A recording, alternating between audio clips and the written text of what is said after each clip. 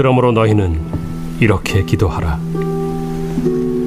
하늘에 계신 우리 아버지여, 이름이 거룩히 여김을 받으시오며 나라가 임하시오며 뜻이 하늘에서 이루어진 것 같이 땅에서도 이루어지이다.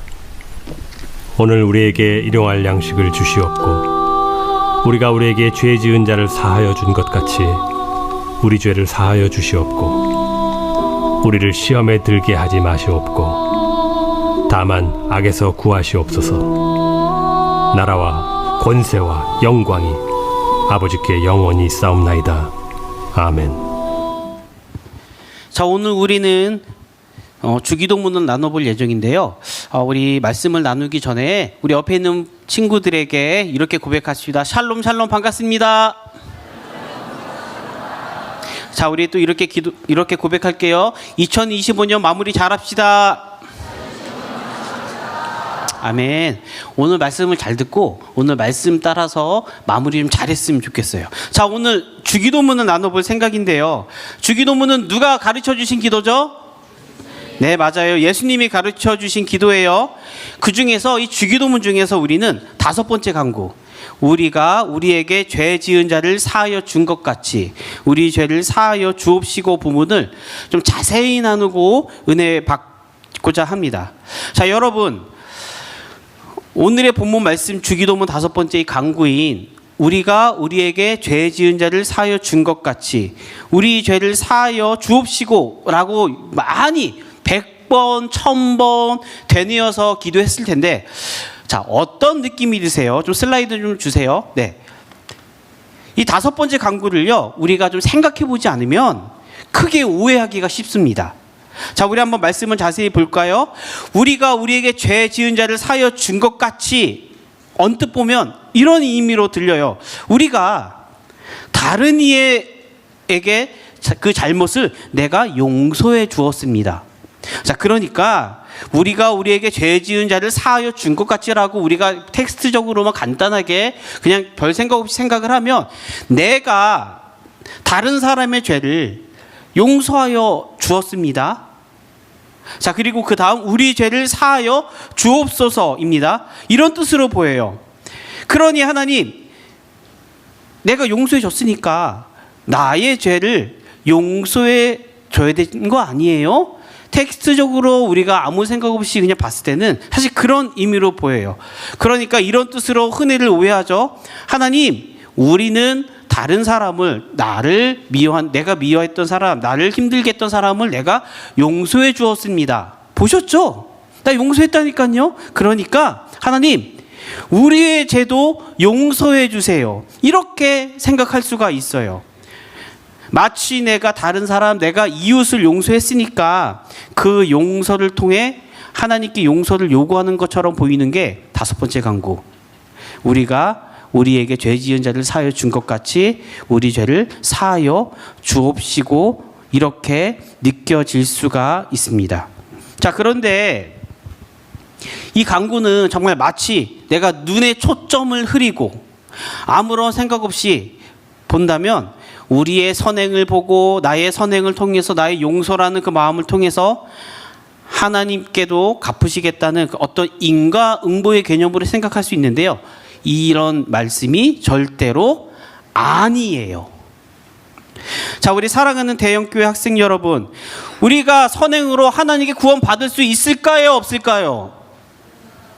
자, 여러분의 선행, 여러분의 용서, 여러분의 마음, 여러분의 착함으로 우린 구원받을 수 있는 자격이 있어요? 없어요? 없어요. 우리는 절대로 우리의 행위로 하나님께 구원을 요구할 수 없어요. 우리의 선한 행위로 구원을 획득할 수도 없어요. 우리는 하나님께 구원을 요구할 가치도 없어요. 구원은 오직 하나님의 전적인 은혜예요. 이거 꼭 기억하세요. 네. 그러면 왜 예수님이 우리에게 죄 지은 자를 사하여 준 것 같이 우리 죄를 사하여 주옵소서라는 주기도문을 통해서 우리에게 무엇을 말씀하고 계신 것일까? 자, 그러면 오늘 이 주기도문의 이 말씀을 올바르게 이해하기 위해서는 우리가 반드시 알아야 될 2가지의 주기도문의 배경이 있습니다. 자, 첫 번째는 주기도문은 아빠에게 올리는 기도예요. 아빠. 자, 우리는 주기도문에 올리는 그 대상을 분명하게 알아야 되는데요. 자, 그러면 우린 주기도문의 시작 부분에 집중해야겠죠. 자, 주기도문의 시작은 어떻게 되죠? 네, 하늘에 계신 우리 아버지입니다. 자, 우리의 주기도문의 대상은 분명히 알아야 되는데요. 하늘에 계신 우리 아버지. 자, 원어적으로 더 민감하게 해석을 하면 하늘에 계신 우리 아빠예요. 아빠. 자, 원어는 아버지보다는 더욱더 친근한 이미지인 그런 아빠입니다. 아빠. 그러니까 주기도문은요, 엄밀히 따지면 하늘에 계신 우리 아빠. 이렇게 해야 되는 게 맞는 것도 같아요. 자, 목사님에겐 딸이 있어요. 딸. 목사님이 나이를 공개하긴 싫고요. 매우 늦둥이 딸이 있어요. 엄청 늦둥이 딸이에요. 지금 17개월, 18개월 딸이 있어요. 너무 귀엽습니다, 그냥. 네. 그런데 딸이요, 저희 딸이 가장 많이 이야기하는 단어가 뭔지 아세요? 네, 엄마일 것 같았는데 엄마가 아니라 아빠예요, 아빠. 저희 아내가 집에 가면 얘기하길 아빠라는 단어를 하도 많이 불러서 귀가 따갑다. 이렇게 얘기를 해요. 그냥 아빠? 막 이렇게 얘기를 해요. 근데 저희 딸에겐요, 아빠라는 단어가 조금 특별합니다. 왜냐하면 물론 저를 부를 때도 저를 아빠라고 알아요. 자, 그런데 자기가 좋아하는 게 있으면 그건 아빠예요. 진짜예요. 자기가 원하는 걸 해주고 싶은 사람이 있으면 그거는 아빠예요. 그러니까 가만히 있다가 엄마보다 나도 아빠인데 내가 너무나 좋아할 것 같고 본인이 관심 갖고 놀고 싶고 먹고 싶은 게 있으면 아빠 이렇게 불러요. 자, 저희 딸은 이렇게 아빠는 그런 존재적인 의미가 있나 봐요. 지시대명사처럼 내가 원하는 것을 다 들어주는 그런 존재, 그렇게 좀 생각을 하는 것 같아요. 그래서 아빠 하면서 분명히 저한테 부르면 분명히 뭘 원하는 거예요. 안아달라, 아니면 나 뭐 먹을 것 좀 달라, 아니면 나랑 놀아달라, 아니면 뭐 자기 기저귀 불편하게 갈아달라, 이런 의미인 것 같아요. 근데 아빠 이렇게 하다가 제가 반응을 안 하면 제가 반응하는 방법을 터득했더라고요. 아빠. 여자아이가 이렇게 불러요. 그러면 저는 너무 귀여워서 또 안아주기도 하고 놀아주기도 하고 그렇게 한단 말이에요. 자, 저희 딸에게 아빠라는 존재는요, 자신이 원하는 것을 다 들어주는 너무나 친밀한 존재, 자신을 끝까지 사랑하고 자신을 아끼는 그런 존재로서 아빠라고 기억하고, 그래서 아빠 이렇게 정말 귀 따갑도록 아빠를 부릅니다. 자, 우리 딸이 부르는 그 아빠처럼 주기도문에 하늘에 계신 우리 아버지도요, 아주 친밀하고 구하면 들어줄 줄 아시는 하늘에 계신 우리 아버지라기보다는 하늘에 계신 우리 아빠에게 올리는 기도예요. 자, 여러분, 하늘에 계신 우리 아빠에게 기도하시죠, 여러분들? 아멘. 그 하나님은요, 때론 무섭기도 하시고 엄하기도 하시지만 누구보다 나를 더욱더 사랑하시고 나에게 더욱더 친밀하시고 나와 함께하길 원하시는 그런 아빠임을 꼭 믿으시기 바랍니다. 아멘. 자, 두 번째는 믿음으로 구원받는 그리스도인들의 기도문이에요. 자, 예수님은 본문 9절 말씀을 통해 너희는 이렇게 기도하라 말씀하십니다. 그런데 그 기도의 그 대상자는요, 마태복음 5장 1절의 말씀을 보면 이렇게 소개하고 있어요. 예수께서 무리를 보시고 산에 올라가 앉으시니 제자들이 나아온지라.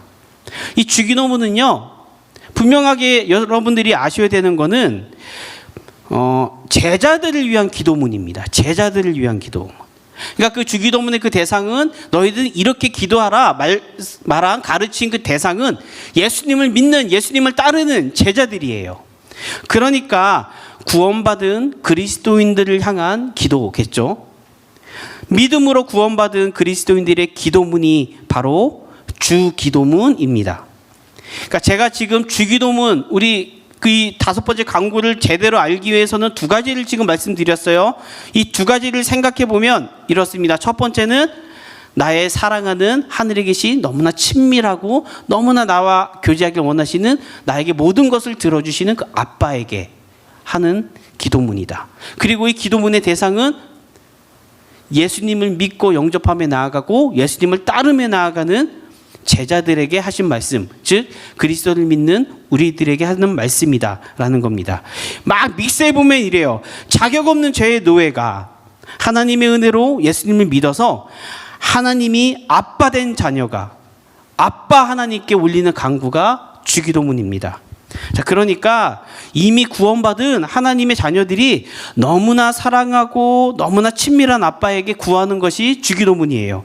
자, 우리 한번 생각해 볼게요. 여러분들, 뭐 아버지와의 자녀의 관계가 좀 있잖아요. 한번 여러분들의 이미지를 생각해 보세요. 그러면 여러분과 아버지의 관계 가운데에서 아버지, 내가 다른 사람 용서해 줬으니까 아버지도 나를 좀 용서해 주세요. 이게 정당합니까? 이게 상식적이에요? 자, 여러분, 내가 용서했으니까 아버지 나를 좀 용서해 주세요. 이거는 아니잖아요. 그렇죠? 이렇게 대상이 성립이 될 수 없어요.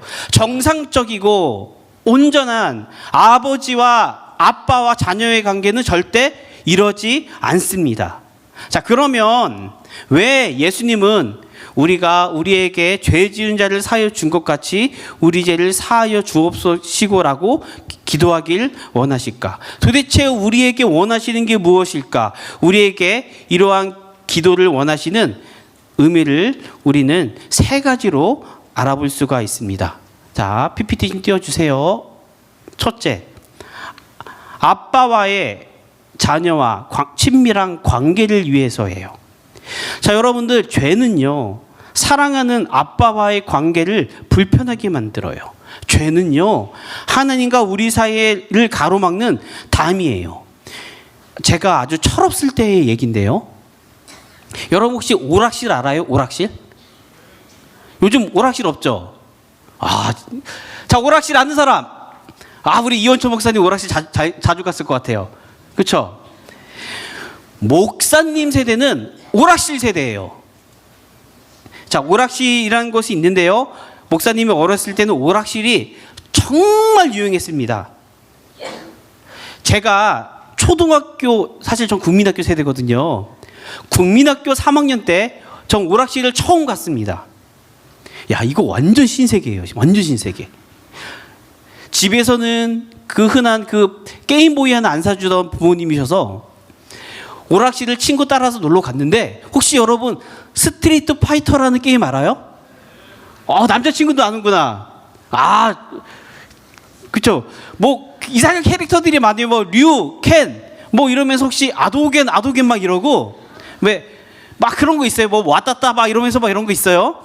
대전 게임인데 그 게임. 그리고 혹시 이거 아실라나? WWF 슈퍼스타즈라는 게임이 있어요. 레슬링 게임인데 너무 재밌어요. 그리고 혹시 보글보글 알죠? 목사님이 오락실 처음 갔을 때 정말 매료됐던 게임, 스트리트 파이터, WWF, 보글보글. 이 게임이 너무 유명했어요. 자, 지금은 뭐 오락실에서 게임 하려고 하면 얼마인지는 모르겠는데요. 그 당시 오락실에서 오락하려고 한 게임당 100원이 필요했습니다. 100원. 자, 국민학교 3학년이 무슨 돈이 있겠습니까? 용돈도 안 받는 처지에. 돈이 없는 거예요. 그래서 친구 따라서 오락실을 갔는데 맨날 오락실 가면 동네 형들이 하는 거 구경하고 있고 거슬렁거리는 그런 꼬마 있잖아요. 그런 꼬마였어요. 그러다가 정말 어느 날 집에 있었는데 정말 우연히 어머니가 벗어놓은 바지에서 주머니에서 1,000원짜리가 보이는 겁니다. 이런 친구들 좀 있을 것 같은데. 자, 목사님이 그때 어떻게 했을까요? 너무 오락실은 가고 싶고 게임은 하고 싶은데 돈은 없어요. 근데 또 시간은 맞네. 그리고 또 바지에 1,000원이 보이네. 목사님이 어떻게 했을까? 철없는 그때에 목사님 그렇게 거룩하지 않아요. 자, 순간 정말 나쁜 마음이 생겨서 그 바지 주머니에 있는 어머니 바지 주머니에 있는 1,000원을 가지고 너무나 해맑고 너무나 기쁘게 오락실을 갔습니다. 그리고 처음으로 스트리트 파이터를 했습니다. 그리고 정말 쉽게 졌습니다. 처음 하는 거니까. 자, 근데 그동안 구경만 하던 게임을 10판이나 하니까 너무 기쁜 거예요. 구경만 하고 있다가 1,000원이면 100원짜리 10개잖아요. 10판이나 했어요. 10판. 너무 행복하고 너무 기뻐서 그렇게 했습니다. 그런데 그게 시작이었어요. 뭐냐면 바늘도둑이 소도둑 된다라는 속담 있잖아요. 야, 죄라는 게 그렇더라고요. 죄라는 것이요, 점점 단대해지더니 1,000원, 2,000원, 5,000원 그러다가 결국 어머니 지갑까지 손을 댄 겁니다.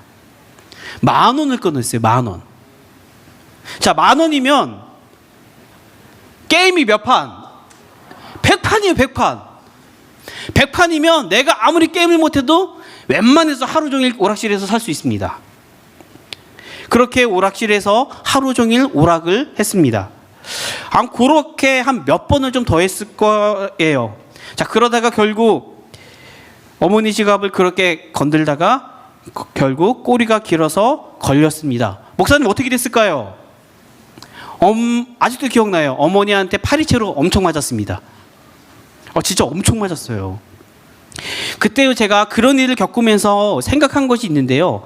정말 마음속으로 새겨진 게 있어요. 뭐냐면 다시는 부모님을 속이지 말자였습니다. 잘못을 하면 내가 그때그때 부모님께 이야기하는 습관이 생겼거든요. 저에게는 정말 큰 교훈이 되었던 사건인데요. 그때 가장 힘들었던 게 이런 거였습니다. 그렇게 나쁜 행동을 계속 부모님 몰래 하고 있으니까 걸리진 않았어요. 걸리진 않았는데 저는 부모님을 피하고 부모님이 무서워지고 저 혼자 부모님과의 관계가 나빠진 겁니다. 그래서 부모님의 눈을 피하고 괜히 부모님이 서가 이렇게 부르면 등에서 식은땀이 나요. 나 걸렸나? 내가 이렇게 훔친 거 아시나?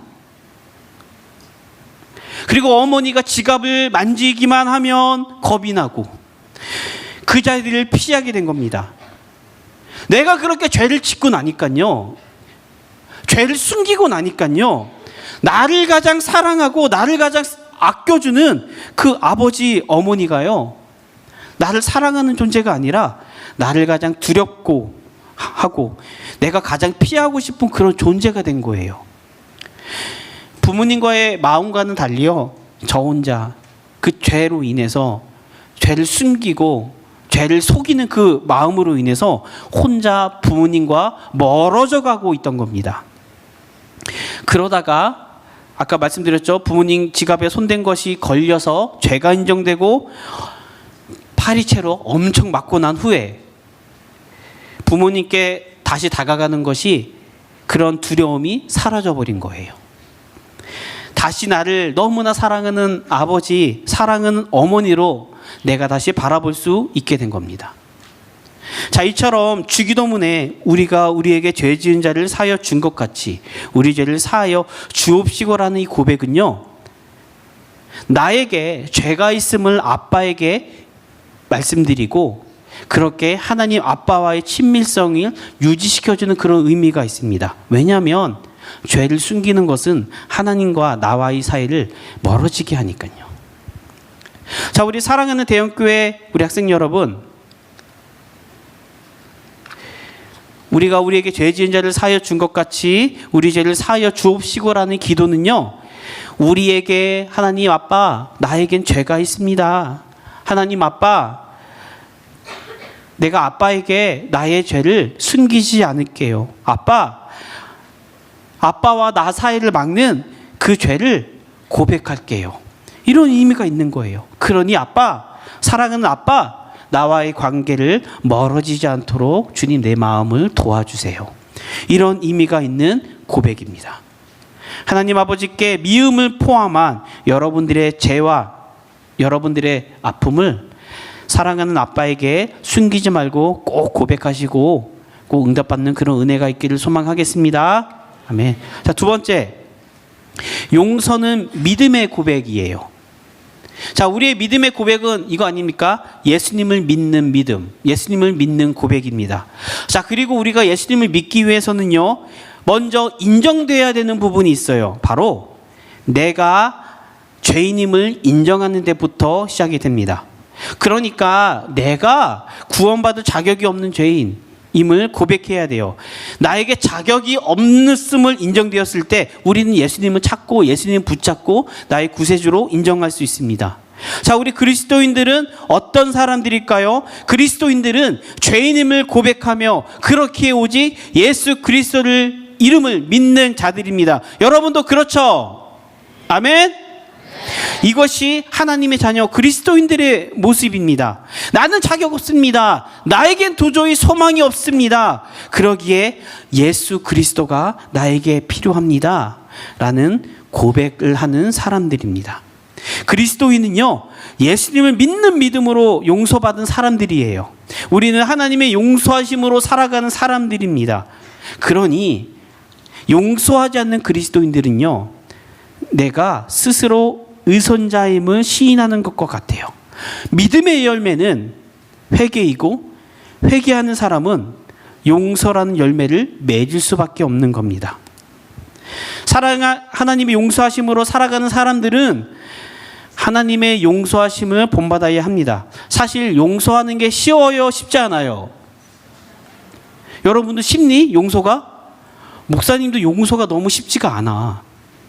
하지만 적어도 여러분들, 우리들의 마음 가운데에는 내가 용서하기 힘들어도 적어도 우리는 용서를 해야 되는 사람들임을 꼭 알고 있어야 돼요.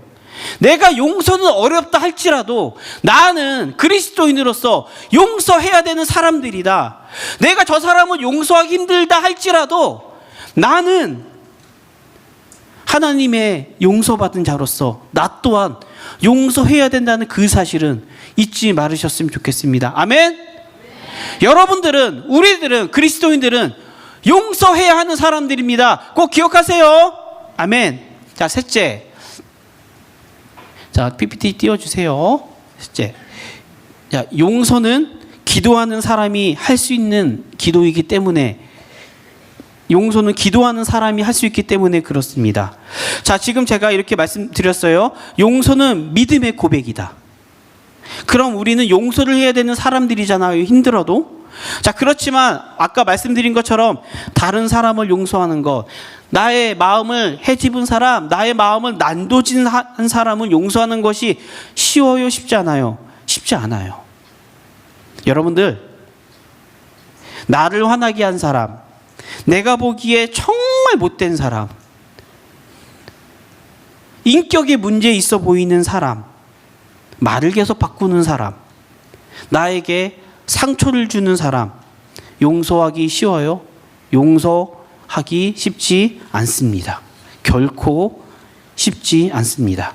그래서 우리는 기도해야 돼요. 그래서 기도해야 돼요. 그래서 예수님이 우리에게 그 주기도문 가운데 우리가 우리에게 죄 지은 자를 사하여 준 것 같이 우리 죄를 사하여 주옵시고란 이 기도를 통해서 용서의 마음을 위해 기도하라 말씀하신 겁니다. 자, 용서는요, 여러분들, 우리의 이 작은 쏘가지와 이 좁은 마음으로는 절대 할 수 없습니다. 뭐 잠시 내가 미워하는 마음을 망각하고 잠시 깜빡할 수는 있겠으나요, 그 망각인 결코 오래가지 못합니다. 자, 진정한 용서는 나의 마음으로 하는 게 아니에요. 기도하여야 합니다. 성령님께 용서의 마음을 달라고 기도하여야 해요. 우리는 용서하기 위해서요, 나를 가장 사랑하시고 나와 너무나 친밀한 하나님 아빠에게 기도해야 하는 겁니다. 그렇게 우리는 성령님이 주시는 힘으로 다른 사람을 용서할 수 있습니다. 사랑하는 여러분, 용서는 기도하는 사람만이 할 수 있습니다. 저의 이야기를 오늘 잠깐 말씀드리면요, 저는 목사님 아들이에요. 목사님 아들. 소위 PK였습니다. PK. 그러니까 교회에 적응하지 못해서 많이 좀 방황을 했어요. 그 사진 보면 약간 그런 거 나오잖아요. 그렇죠? 적응을 하지 못하니까 참 재밌는 게요, 그분들은 잘못이 없거든요. 그런데요, 제가 적응을 못하니까 교회에 어떤 사람들이 미워지는 거예요. 참 많이 미워했었던 것 같아요. 그리고요, 그 미움이, 요랬던 미움이 점점 나의 오해로 인해서 이렇게 커지고 이렇게 커지고 이렇게 커지고 이렇게 커지니까 나의 전 생각과 나의 전 영역에서 미움이 너무나 가득해지더라고요. 자, 그리고 그 미움이 너무나 이렇게 가득해지니까요, 그 미움 때문에 나는 괴롭고 내 자신을 망가뜨리는 것 같다는 생각이 너무 많이 들었어요. 그렇게 방황하던 중에 너무나 기적적으로 예수님의 사랑을 알게 되었고요. 그때 하나님께 정말 많이 울었던 것 같습니다. 그리고요, 이전과는 다른 새로운 신앙생활을 했어요. 정말 열심히 했어요. 예배, 말씀, 기도, 섬김, 교회에서 하는 모든 봉사에 참여하고 정말 너무나 행복한 신앙생활, 180도 변화된 신앙생활을 했는데요. 그런데도 그 미움의 마음이 사라지지가 않더라고요. 잠시 잊을 수는 있는데 그 미움이, 그렇게 오래 생활 동안 쌓였던 그 믿음이 사라지지가 않는 거예요. 분명히 용서해야 된다는 것을 아는데, 내가 미워한다는 것, 내가 누구를 증오한다는 것이 얼마나 나를 망칠 수 있다라는 것도 아는데 그 용서의 마음이 쉽지가 않더라고요. 그때 정말 많이 기도했습니다. 하나님, 용서의 마음을 주세요. 그 사람이 나에게 잘못한 거 없는데 나 혼자 스스로 오해해서 내가 너무나 미워했는데요, 아직도 그 마음이 해결되지 않습니다. 하나님, 나에게 자리 잡은 이 미움이 너무너무 힘듭니다. 기도했어요. 정말 하나님께 울부짖으면서 기도했던 것 같아요.